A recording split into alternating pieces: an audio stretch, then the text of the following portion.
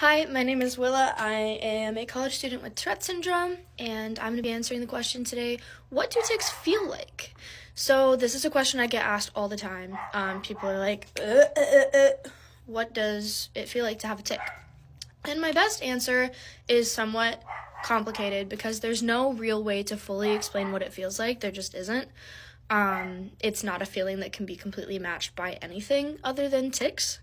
But it's a combination of things. It feels kind of like a hiccup when it's small tics like whistling or breathing tics and stuff like that. It feels kind of like a hiccup, except that there's this energy behind it.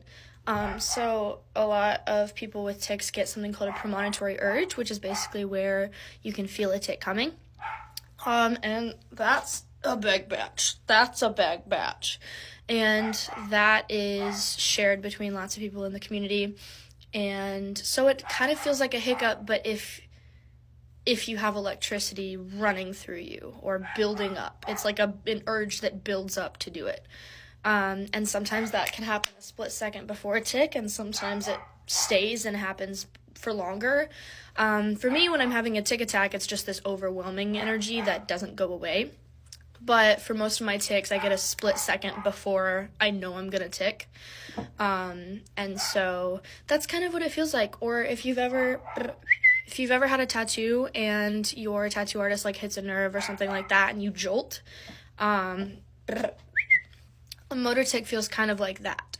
And for me, I describe like my vocal tics like, this is gonna sound so weird. It's gonna sound strange, but I describe my vocal tics as my tongue feels kind of wormy.